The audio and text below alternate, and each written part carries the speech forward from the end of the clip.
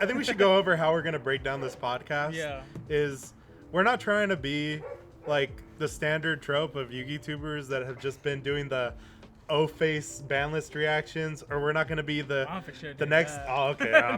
Maybe we'll get into that. I don't know if it. I gotta practice. All right. And then we're not gonna be the standard trope of critiquing the people that are doing the ban list reactions. Okay. But what we're going to do is we're going to try to bring in different people from the Yu-Gi-Oh community. Yeah, everybody has their own different insights in the game, so it'll be cool to have everybody's different insights on the game, so that's cool. We're going to have vendors. Yeah. We have two right now on standby. We're going to have judges. We're going to talk to players. We got local players. Casual, competitive. That's all cool. We're going to talk about different ideas when it comes to introducing people to the game. When talking about taking breaks from the game. Yeah, I feel it's pretty common. People, I don't know. Everybody says you always come back, and I think that's pretty true. That's true. Yeah. Even when you don't think of that, people are like, "Oh yeah, I ain't coming back." You know that feeling? Even if it's a year or two, they end up coming back. It's true. This game is cracked. Yeah, the guy at the behind the camera is telling us right now because he knows what it's like. I mean, I don't know. Think about it. Mario. When did you start playing? Because I remember quitting for like a year and a half. But I mean, like, when did you like start playing the game like competitively? I mean, I feel like when I played BA, that's when we started going to events. Dual Alliance format. Yeah, because we all were going to events like all the time. Remember, we're going to regionals, and then just pretty much regional because we didn't have any local YCSs, and we're not really traveling, but. Especially now with COVID and everything, maybe we can switch that up. Maybe next year. I know. Maybe travel. Start traveling events. Go to the 3v3s. 3v3 is something I would want to do. We need a third teammate though. Yeah. So we'll see how it goes. Oh, you know what would be a really good one? Interviewing a player's girlfriend.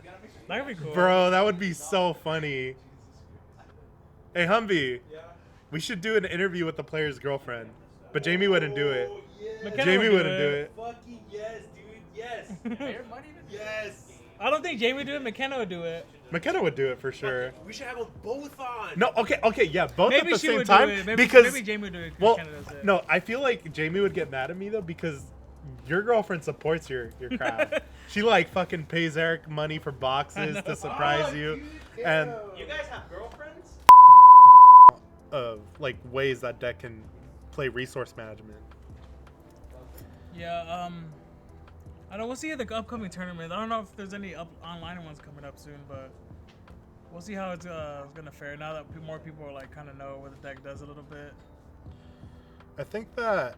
Plus, I think we're having a balance soon next month, so we'll see if that affects it in too. December.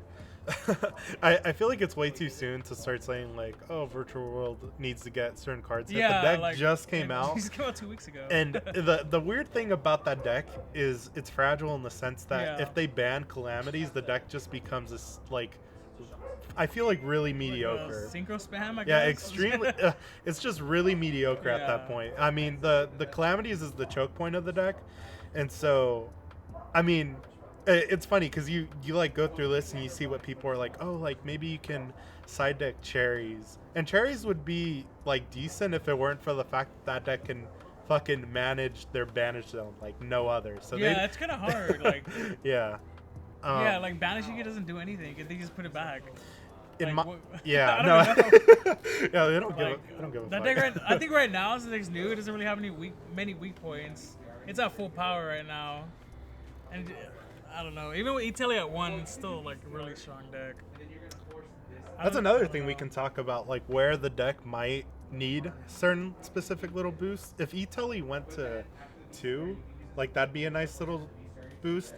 Just because a lot of the times when you are forced to normal summon a virtual world, you're losing that effect that you would get in hand to Foolish Burial of Goods, a card from your deck. Which, by the way, I feel like with that deck, there's two schools of thought where people are playing Foolish Burial of Goods or they're not playing Foolish Burial of Goods. And in that case, when they're not playing it, they're usually supplementing it with more hand traps. So, like, they might play Ashes instead or Nibiru. And so... I mean, that being said, I feel like Nibiru overall is just like a crazy good card against that deck if they don't have the additional resources. Yeah. But yeah, we can move on. Like, let's talk about other decks. I know. I think if Maxi, Maxi would be a good card to come back because our format's a little bit different for the OCGs. 'Cause we still have Dragon Link like pretty strong here. They really don't. They like their main decks are Virtual World, like Eldritch and Zoo. Those like the three main. We're just barely getting Zoo full power, like not full power, but like they're coming back into like full power effect. It's like really, really weird to try to say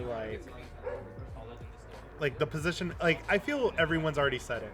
Yeah. Maxi is either a 0 card or a 3 of cards. Yeah. So if they ever were to bring back Maxi, they would need to put it straight to 3. And that's just based off of the fact that it's a luck sack factor. If you play it as a 1 of, whoever draws the Maxi has the Maxi, and they kind of just gatekeep their opponent. And I don't feel we're gonna get Maxi 3 right away though. Knowing the Konami ban list, I feel like they've never put anything at 3 right away. They always do it at 1, then they go to 2, and then they go to 3. It seems like they have been weaning cards off of the list. Yeah, little by little, like stuff has been coming off. It's just kind of nice. Like Harpies, we got Harpies, which nobody thought was gonna come back for a long time. For a while, yeah. But I mean, the OCGs had that card for a while. Man, it's kind of crazy because if you look in terms of like the OCG list and you look at our list, I just feel like their list is a lot more fun to play. But I feel like we learned a lot too for the OCG list, like for future products, you know. Like Virtual World's been out for a couple months over there. We got it, but people like kind of knew already, like, oh, like Virtual World's gonna be a strong deck, a strong showing over there, so we're probably gonna have a strong showing over here. Especially with no Maxi, like the deck doesn't really have stuff that you can stop, you know. You just combo. Yeah, it just keeps going off and off. Like it's like Dragon, like you hand trap him once, but they can just keep him going and going and there going. There needs to be something in order to check combo decks in that aspect. I mean, right now, think about how the meta has caused everyone to change the way they play the game and the way they change their deck builds because of how Dragon Link and I mean, like other meta decks recently have been able to play through at least one hand trap. Everyone's forced to run like just a crazy amount of hand traps right now. And you like think back to a couple of years ago where hand traps were relevant, but they were nowhere near as relevant as they are now. We're gonna have a guest judge come in. His name for confidentiality sake is Arturo. It can't be confidential if you say his name. I said Arturo, homie. But or you can just go by his alias, but I don't know. El Don. Don Grande. That's his alias. Yeah, okay. Anyway, so we're gonna bring him on. We're gonna ask him some questions about judging. Yeah, I think it's cool having a judge insight because I feel like they know more.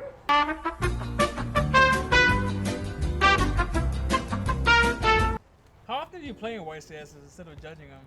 I've only ever played in a YCS one time. Wow. And that was just for fun. It wasn't even because, I'm about to clap all these dudes. No, I was just there to have fun. Yeah. Because for me, you prefer judging? I prefer judging because, one, you make money. Yeah. That's cool because, you're not like those players that neg on travel and all that just to go X3 drop. It feels bad. We all know people like that. I don't know. I think the traveling aspect I think that's probably one of the funnest parts. It's like traveling. How does Alexander Dolph do it? How much product do you guys get in as payment? Okay, so the way judge gifts typically work out, and it's just a gift. It's just Konami giving you stuff on top, and it's a couple mats. Yeah. It's like that judge deck or like that regional deck box, and then it's a die, whatever die they were giving out at the pre-registration for the YCS, and on top of that it's 24 packs, so a box. Oh wow, it's actually really good. So it's minimum wage in addition to those things, or is that like that's minimum wage in whatever area you're in for that. So like if you're doing YCS Pasadena, you're getting paid hella money because that minimum wage in California is so high. Whereas if you go to Texas for YCS Fort Worth, you're getting paid. I have heard of a judge who actually didn't want to travel. One of our friends didn't want to travel because he was going to lose out. Because it was just not going to be worth the minimum wage, so he decided not to travel to that event because it was like, okay, well, I actually didn't know that. That's tax and no minimum wage. It was so, like a state with like $7.50 an hour. So that usually works. I mean, can judging be lucrative? Yeah, but a lot of the judges you'll see, they don't really do it because they're just trying to plus. They do it because they like judging or whatever. They like the game, That makes sense. Like you see people with I have a job that pays like hella money, but I'm gonna go take the L and just go judge you. Well, I mean, you see a lot of judges who will just every event judge and not play. Like it's gone to the point where I only see certain judges as judges. Like I don't think look at Caesar. He's all the way at the top. I don't think I've ever seen Caesar play with cards. But he's always constantly he posting always about has it. like Yeah. crazy like expensive stuff Caesar or hustles with the mats. collecting, bro. Yeah. Caesar's always collecting. I bet he's collecting. Yeah. Hell yeah, dude. What about, have you ever felt like your experience of being a judge has helped you in just because of like the basic mechanics of the game, like priority, like things like that? Have those simple things ever helped you in terms of being a player because you're a judge? One, priority is not a thing anymore. Let's get that straight.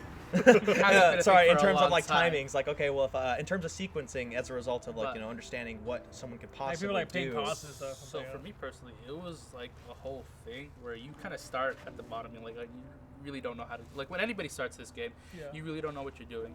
And me, because what I want to do is I want to be a judge. So for me, it was always paying attention to the different interactions and stuff like that.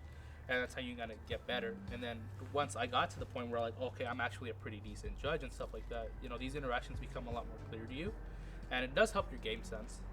Like it does help you understand, okay, this is how these cards are going to interact and stuff like that. So let you Yeah. plan your moves out ahead, especially if you're paying attention to the meta game, what your opponent says. You're anticipating, okay, well, these are the possible things he can do, and this is how I can react. And sometimes you'll get those really cheeky interactions where it's like, because you're a judge and you have this really big knowledge of the game that your opponent might not have, you can use that to your advantage, So it's like an interaction they didn't think would work the way you'd want it to, In something like that too, But- have you ever experienced that where in a game like someone tried to make like I don't know, I guess this is for players though, but like what is an alternative you can take if like if you know for sure a judge is incorrectly ruling? Is it just take it as it is and eat it, or is it like, is there a way to challenge a judge ruling at a local level? At a local level, locals, well, it's like barely a sanctioned tournament. You have maybe a judge, but it's usually just that guy in the room that kind of knows his rulings, I think I've that's been most But that's at the local That level. guy, it And sucks. so at that point, it's like literally his word is law. yeah. Like I've been at locals before where, I'm a judge, I know what it's talking about, and then they rule this thing wrong against me, and I'm like, dude, that's not how that works. But because when I'm in that mindset, I'm a player, not a judge. I Yeah. can't just be like, you're Right. wrong, get out of here. I What gotta about an be like, OTS sanctioned event? well, that's the same thing, because not Okay. every OTS has a judge. It's kind of like if the store manages to find someone willing to do it, and some do, like especially the bigger ones like Core TCG, you usually find people pretty knowledgeable. But it's just on those smaller locals where you don't have that, you're kind of at the mercy of whoever's in charge. It's a little different at a regional, because at a regional, if you have, if the judge rules against you and you believe him to be wrong, you have the right to appeal it. And the way that goes is he calls up the head judge for that event, and that head judge will usually rule correctly. Because, they're head judging, they're really experienced, so they would know. I'd just like to make the note that you can gamma a Blackluster soldier if it's going for its second attack and you have no monsters. You can. Someone Activates? ruled it against me. Yeah, it's an activated effect. Oh, because the a first trigger. one It's that a you trigger activate. Oh, when you effectively. You have to switch destroy a attack monster, again? right? Yeah. that is. I had ruled against me and I was so salty and I knew my ruling, so I feel that same way. I should have just become a judge at some point so I could have disputed things like that, but I don't have the credibility to it. So how did you manage to move up the judge ladder? So I mean, I don't know if it was quickly, but How long have you been a judge? Yeah, how long have you been a judge? It's been a few years, Years? So Oh, the way it worked is, we had a buddy Jason who was a judge, or like a certified judge before I was, and then, for me the judge test, passing that thing was probably the hardest part. Not because it was hard or anything like that, but because back in the day, I don't know if you guys remember this, the judge test was a lot of wrong or outdated. Outdated ruling. rulings. It was I remember. and Problem solving card My- decks is not real. I'm an There's like idiot. a I didn't lifetime realize that's question what it and was. I feel And that's that why I'm that's like, because of those outdated I'm like, questions, I keep failing. I'm like, why do I keep failing? What am I answering wrong? And then that's when Jason tells me, oh yeah, these are dated. I'm like, oh wait, what? Yeah. So then he tells me the older rulings, and I'm like, oh, that's how that works. And then I just pass it after that. That makes sense. And then I think it was like 2 weeks later, I was judging my first region Ah. after I passed that test.